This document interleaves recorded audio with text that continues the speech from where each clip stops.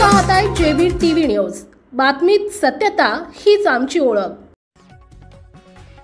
धुळ्यात MD drugs तस्करीचे racket उघड, स्थानिक गुन्हे शाखेची मोठी कारवाई, सुमारे 17,51,000चा मुद्देमाल जप्त।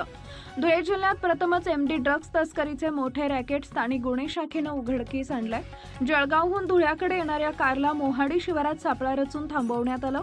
कारवाई दरम्यान पळून जाण्याच्या प्रयत्नात असलेल्या सय्यद अतिक राहणार मालेगाव आणि मजहर खान राहणार राजस्थान या 2 संशयित आरोपींना अटक करण्यात आली आहे। त्यांच्याकडून एकूण 10,40,000 रुपये किमतीची 104 ग्रॅम एमडी पावडर आणि एक कार मोबाईलसह एकूण 17,51,000 रुपयांचा मुद्देमाल जप्त करण्यात आला आहे।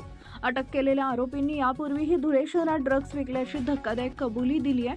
हे ड्रग्ज विशेषतः उच्चभ्रूंच्या पार्ट्यांमध्ये वापरले जात असल्याची माहिती समोर आली आहे। या प्रकरणी मोहाडी नगर पोलीस ठाण्यात एनडीपीएस कायद्यान्वये गुन्हा दाखल झाला असून पोलीस अधीक्षक श्रीकांत धिवरे यांच्या मार्गदर्शनाखाली आता धुळ्यातील ड्रग्ज खरेदीदारांच्या नेटवर्कचा शोध घेतला जात आहे। मुख्य संपादक जतीन बोरसे। धुळे एलसीबीच्या टीमला अशी एक इन्फॉर्मेशन मिळाली होती की धुळे शहरामध्ये एमडी हा जो सिंथेटिक ड्रगचा प्रकार आहे हा एका ठिकाणी येणार आहे। त्या अनुषंगाने आपण फिल्डिंग लावली असता 2 इस्मांना आपण ताब्यात घेतलेले आहे। त्यांची नावं अशी आहेत की सय्यद अतिक सय्यद हा 37 वर्षाचा आहे, हा मालेगावचा राहणार आहे, आणि मजहर खान युसुफ खान हा 33 वर्षाचा आहे, हा राजस्थानचा राहणार आहे। या दोघांना आपण ताब्यात घेतल्यानं त्यांच्याकडनं जवळजवळ 106 ग्रॅमची एमडी हा सिंथेटिक ड्रग आपल्याला मिळालेला आहे। एक 4 व्हीलर गुजरात पासिंगची वाहन देखील आपल्याला मिळालेलं आहे। 2 मोबाईल फोन आपण जप्त केलेले आहेत। आता तांत्रिक त्याच्यामध्ये परीक्षण करून हा नेमका एमडी कोणासाठी इथं आला होता आणि त्याचा यूज काय होणार होता, या अगोदर किती ठिकाणी आपल्याकडे एमडी धुळ्यामध्ये आलेला आहे याचा तपास आपण करणार आहोत।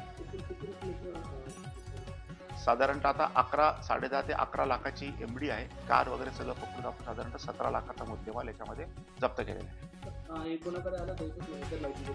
आता आपण दोन्ही आरोपींना पीसी घेतल्यानंतर ते क्लिअर होईल की नेमका हा एमडी कोणासाठी आला होता आणि या अगोदर देखील किती वेळा तो आलेला होता, कारण राजस्थानचा देखील आरोपी आहे, गाडी देखील गुजरातची पासिंग आहे आणि एक जो मुख्य आरोपी तो मालेगाव। आपल्या परिसरातील महत्त्वाच्या बातम्या पाहण्यासाठी आजच आमच्या जेबी टीव्ही न्यूज चॅनलला YouTube वर सबस्क्राइब करा आणि बेल आयकॉन प्रेस करा।